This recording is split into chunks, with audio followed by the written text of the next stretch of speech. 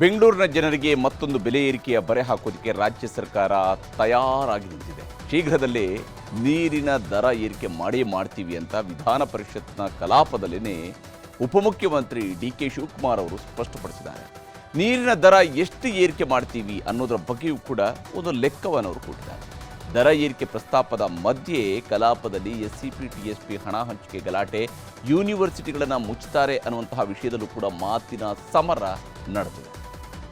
Water ಪ್ರೈಸೇ rice ಮಾಡಿಲ್ಲ. At least ಈಗ 1 ಪೈಸಾರು rice ಮಾಡಬೇಕು ಅಂತ ತೀರ್ಮಾನ ಮಾಡಿದ್ದೀವಿ. ಮಿನಿಮಮ್ 1 ಪೈಸಾ.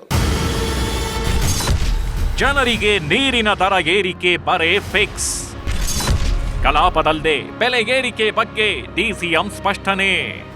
ಬಹುಮತ ಗ್ಯಾರಂಟಿ ಸರ್ಕಾರ ಮತ್ತೊಂದು ಬೆಲೆ ಏರಿಕೆಯ ಬರೆ ಹಾಕೋದು ಫಿಕ್ಸ್ ಆಗಿದೆ. ಶೀಘ್ರದಲ್ಲೇ ನೀರಿನ ಬಿಲ್ ಏರಿಕೆ ಮಾಡುವುದಾಗಿ ಉಪಮುಖ್ಯಮಂತ್ರಿ ಡಿ.ಕೆ. ಶಿವಕುಮಾರ್ ಘೋಷಣೆ ಮಾಡಿದ್ದಾರೆ. ವಿಧಾನ ಪರಿಷತ್ ಕಲಾಪದಲ್ಲೇ ಡಿಸಿಎಂ ನೀರಿನ ದರ ಏರಿಕೆ ಮಾಡುವುದಾಗಿ ಸ್ಪಷ್ಟನೆಯನ್ನು ನೀಡಿದ್ದಾರೆ. 2014ರಿಂದ ಸುಮಾರು 11 ವರ್ಷ ಆಗಿದೆ. ಇಲ್ಲಿವರೆಗೂ ಆ ವಾಟರ್ ಪ್ರೈಸೇ ರೈಸ್ ಮಾಡಿಲ್ಲ. ಅಟ್ಲೀಸ್ಟ್ ಈಗ 1 ಪೈಸಾರು ರೈಸ್ ಮಾಡಬೇಕು ಅಂತ ತೀರ್ಮಾನ ಮಾಡಿದ್ದೀವಿ. ಮಿನಿಮಮ್ 1 ಪೈಸಾ. ಅಟ್ಲೀಸ್ಟ್ 1 ಪೈಸಾರು ಮಾಡಿದ್ರೆ ವರ್ಷಕ್ಕೆ 1,000 ಕೋಟಿ ಲಾಸ್ ಆಗ್ತಾ ಇದೆ. ಪವರ್ ಬಿಲ್ ಜಾಸ್ತಿ ಆಗ್ತಾ ಇದೆ. 1 ಪೈಸಾರನ್ನು ರೈಸ್ ಮಾಡಬೇಕು ಅನ್ನೋದು ಒಂದು ಲಾಸ್ಟ್. ಅವರೇನೋ ಎತ್ಕೊಂಡು ಬಂದಿದ್ರು 7-8 ಪೈಸಾ. ಬೇಡರಪ್ಪ ಹೊಸದಿ 1 ಪೈಸಾ ಮಾಡು, ನೆಕ್ಸ್ಟ್ ಅದನ್ನು ನೋಡೋಣ ಅಂತ ಹೇಳಿದ್ದೇನೆ. ಅದನ್ನು ಈಗ ನಮ್ಮದು ಬಜೆಟ್ ಮೀಟಿಂಗ್ ಇದೆ, ಆವತ್ತು ಬೆಂಗಳೂರು ಸಿಟಿ MLAಗಳನ್ನೆಲ್ಲ ಕರೆದುಬಿಟ್ಟು I have already taken decision. ವಾಸದ ಮನೆಗಳಿದ್ರೆ ಮೊದಲು 8,000 ಲೀಟರ್ ವರೆಗೆ 56 ರೂಪಾಯಿ ಬಿಲ್ ಬರ್ತಿತ್ತು. ಈಗ 1 ಪೈಸೆ ಹೆಚ್ಚಿಸಿದ್ರೆ 80 ರೂಪಾಯಿ ಆಗುತ್ತೆ. ಒಟ್ಟು 136 ರೂಪಾಯಿ ಬಿಲ್ ಕಟ್ಟಬೇಕು. 25,000 ಲೀಟರ್ ವರೆಗೆ ಮೊದಲು 243 ರೂಪಾಯಿ ಬಿಲ್ ಬರ್ತಿತ್ತು. ಈಗ 250 ರೂಪಾಯಿ ಹೆಚ್ಚಳ ಆಗತ್ತೆ. ಆಗ 493 ರೂಪಾಯಿ ಬಿಲ್ ಕಟ್ಟಬೇಕಾಗತ್ತೆ. 50,000 ಲೀಟರ್ ವರೆಗೆ ನೀರು ಬಳಸಿದ್ರೆ ಇಲ್ಲಿಯವರೆಗೆ 893 ರೂಪಾಯಿ ಬಿಲ್ ಬರ್ತಿತ್ತು. ಇನ್ನು ಮುಂದೆ 1,393 ರೂಪಾಯಿ ಬಿಲ್ ಕಟ್ಟಬೇಕಾಗತ್ತೆ. 1 ಲಕ್ಷ ಲೀಟರ್ ನೀರು ಬಳಸ್ತಿದ್ದೀರಾ ಅಂದ್ರೆ ಇಲ್ಲಿಯವರೆಗೆ 3,143 ರೂಪಾಯಿ ನೀರು ಬಿಲ್ ಬರ್ತಿತ್ತು. 1 ಪೈಸೆ ಹೆಚ್ಚಿಸಿದ್ರೆ ಪ್ರತಿ 1,000 ಲೀಟರ್ಗೆ 10 ರೂಪಾಯಿ ತರ. 1 ಲಕ್ಷ ಲೀಟರ್ಗೆ ಹೆಚ್ಚುವರಿ 1,000 ರೂಪಾಯಿ ಹೆಚ್ಚಾಗಲಿದ್ದು ಇನ್ನು ಮುಂದೆ 4,143 ರೂಪಾಯಿ ಕಟ್ಟಬೇಕಾಗತ್ತೆ. ವಾಣಿಜ್ಯ ಕಟ್ಟಡಗಳು, ಅರೆ ವಾಣಿಜ್ಯ ಕಟ್ಟಡಗಳಿದ್ರೆ 10,000 ಲೀಟರ್ ವರೆಗೆ ಇಲ್ಲಿಯವರೆಗೂ 500 ರೂಪಾಯಿ ಮಿನಿಮಮ್ ಇತ್ತು. ಇನ್ನು ಮುಂದೆ 550 ರೂಪಾಯಿ ಕಟ್ಟಬೇಕು. 25,000 ಲೀಟರ್ ವರೆಗೆ ಬಳಸಿದ್ರೆ ಮೊದಲು 1,355 ರೂಪಾಯಿ ಕಟ್ಟಬೇಕಿತ್ತು. ಇನ್ನು ಮುಂದೆ 1,605 ರೂಪಾಯಿ ಕಟ್ಟಬೇಕು. 50,000 ಲೀಟರ್ ವರೆಗೆ ನೀರು ಬಳಸ್ತಿದ್ರೆ ಇಲ್ಲಿಯವರೆಗೆ 2,980 ರೂಪಾಯಿ ಕಟ್ಟಬೇಕಿತ್ತು. ದರ ಹೆಚ್ಚಾದ್ರೆ 3,480 ರೂಪಾಯಿ ಕಟ್ಟಬೇಕು. 75,000 ಲೀಟರ್ ವರೆಗೆ ಬಳಸಿದ್ರೆ ಇಲ್ಲಿಯವರೆಗೂ 4,880 ರೂಪಾಯಿವರೆಗೂ ಬಿಲ್ ಬರ್ತಿತ್ತು. ಇನ್ನು ಮುಂದೆ 5,630 ರೂಪಾಯಿ ನೀರಿನ ಬಿಲ್ ಕಟ್ಟಬೇಕಾಗತ್ತೆ.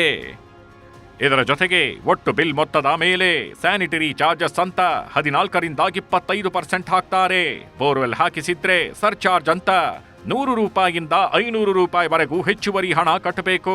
ಒಟ್ನಲ್ಲಿ ಉಪಮುಖ್ಯಮಂತ್ರಿಗಳು ಹೇಳಿರೋ ಪ್ರಕಾರ ಇನ್ನು ಮುಂದೆ ಬೆಂಗಳೂರಿನ ಜನರಿಗೆ ಭರ್ಜರಿ ದರ ಏರಿಕೆ ಬರೆ ಬೀಳುತ್ತೆ ಅಂತ ವಿಧಾನ ಪರಿಷತ್ನಲ್ಲೇ ಹೇಳಿಕೆ ಕೊಟ್ಟಿದ್ದಾರೆ.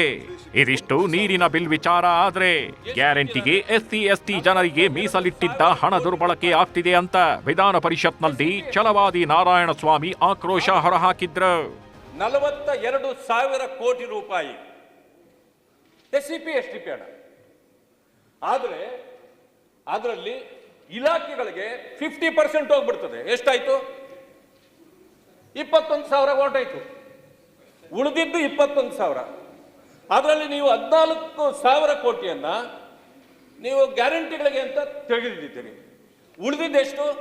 7,000 ಕೋಟಿ.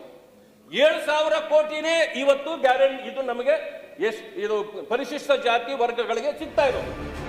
ಛಲವಾದಿ ನಾರಾಯಣಸ್ವಾಮಿ ಲೆಕ್ಕ ಕೊಡ್ತಿದ್ದಂತೆ ಕಾಂಗ್ರೆಸ್ನವರೆಲ್ಲ ಎದ್ದು ಗಲಾಟೆ ಎಬ್ಬಿಸಿದ್ರು. ಈ ಕಡೆ ಬಿಜೆಪಿಯವರು ಮಾತಿಗೆ ಮಾತು ಬೆಳೆಸಿದ್ರು. ಸದನ ಮುಂದೂಡಿಕೆ ಮಾಡಿ ಸಭಾಪತಿಗಳು ಎದ್ದು ಹೋದ್ರು.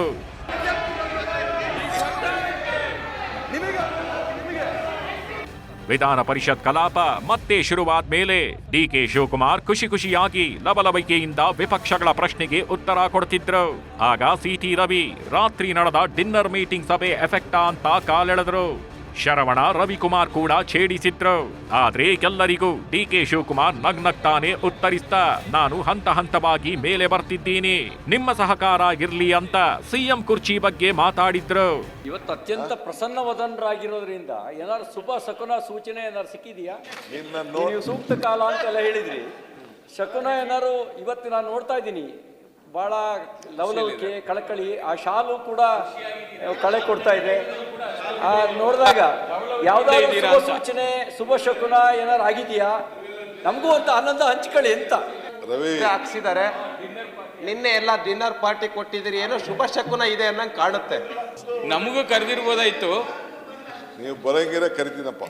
ರವಿಗೆ ಹೇಳ್ತಾ ಇದ್ದೀನಿ, ಸಂತೋಷಂ ಜನೇತ್ ಪ್ರಾಜ್ಞ ತದೈವ ಈಶ್ವರಂ ಪೂಜೆ. ಜನರನ್ನ ಸಂತೋಷ ಪಡಿಸುವುದೇ ನಿಜವಾದ ಈಶ್ವರನ ಪೂಜೆ.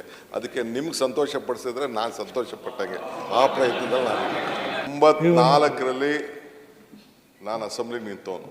ಎಸ್, ಆವತ್ತಿಂದ ಹಿಂಗೆ ಹೋಗ್ತಾ ಇದ್ದೀನಿ. ಅದಕ್ಕೆ ಈಗ ನೀವು ಯಾವ ಗೋಲಂಡೆ ಇಟ್ಕೊಂಡು ಹಿಂಗೆ ಹೋಗ್ತಾ ಇದ್ದೀರಲ್ಲ, ಯಾವತ್ತು ಅಂತ ಅದು ನಿಮ್ಮ ಸಹಕಾರ ಒಂದು ಇರ್ಲಿ, ನಿಮ್ಮ ವಿಶಸ್ ಇರ್ಲಿ. ಅಲ್ಲ, ನಮ್ ಸಹಕಾರ ಅಲ್ಲ, ನಿಮ್ಮಲ್ಲಿ ಅಯ್ಯೋ, ನಿಮ್ಮಲ್ಲಿರೋ ಸಹಕಾರ ನಿಮ್ಮ ಬೇಕು. ಕಾಟದಿಂದನೇ ನಾನು ಹಿಂಗೆ ಕೆಳಗೆ ಕುಪ್ಪಿಸೋ ಬಂದಿದ್ದು. ನಾನು ಇವತ್ತು ಉಪಮುಖ್ಯಮಂತ್ರಿಗಳೇ ತಿಹಾರ್ ಜೈಲ್ಗೆಲ್ಲ ಕಳಿಸ್ಬಿಟ್ಟು ಕೇಳ್ತಾ ಇದ್ದಾರೆ, ಕೊಡಪ್ಪ ನಾ ಮಾಡ್ಬೇಕು. ಇದಾದ್ಮೇಲೆ ಮತ್ತೆ ಪರಿಷತ್ನಲ್ಲಿ ಪ್ರಿಯಾಂಕ್ ಖರ್ಗೆ ಶರವಣ ಬಿಜೆಪಿಯವರ ಮಧ್ಯೆ ಗಲಾಟೆಯಾಗಿ ಪರಿಷತ್ ಕಲಾಪ ಮುಂದೂಡಿದ್ರು. ಇನ್ನು ವಿಧಾನಸಭೆಯಲ್ಲಿ ವಿಶ್ವವಿದ್ಯಾಲಯಗಳನ್ನ ವಿಲೀನಗೊಳಿಸುತ್ತಿರೋದು, ಕೆಲ ಯೂನಿವರ್ಸಿಟಿಗಳನ್ನ ಮುಚ್ಚಲು ಹುನ್ನಾರ ನಡೆಯುತ್ತಿದೆ ಅಂತ ಬಿಜೆಪಿ ಅವರು ಧ್ವನಿ ಎತ್ತಿದ್ರು. ಏನವನ ಮುಚ್ಚುವಂತ ಆತಂಕವನ್ನ ಮುಚ್ಚಲ್ಲ ನಾವು, ಏನ ಮುಚ್ಚಕ್ ಹೋಗಲ್ಲ. ಅಲ್ಲ, ಆತಂಕ ನಿರ್ಮಾಣ ಮಾಡಿದ್ದೀರಾ. ಮುಖ್ಯಮಂತ್ರಿ ಸಿದ್ದರಾಮಯ್ಯ ಮಾತನಾಡಿ, ಯಾವ ಯೂನಿವರ್ಸಿಟಿಗಳನ್ನು ಮುಚ್ಚುತ್ತಿಲ್ಲ, ಕಮಿಟಿ ಮಾಡ್ತಿದ್ದೀವಿ, ವರದಿ ಬರ್ಲಿ, ಅದಕ್ಕೂ ಮೊದಲೇ ಯಾಕೆ ಆತಂಕ ಅಂತ ಬಿಜೆಪಿಯವರ ಬಾಯಿ ಮುಚ್ಚಿಸಿದ್ರು. ನಾವು ಯಾವ ಯೂನಿವರ್ಸಿಟಿಗಳನ್ನು ಕೂಡ ಮುಚ್ಚಲ್ಲ.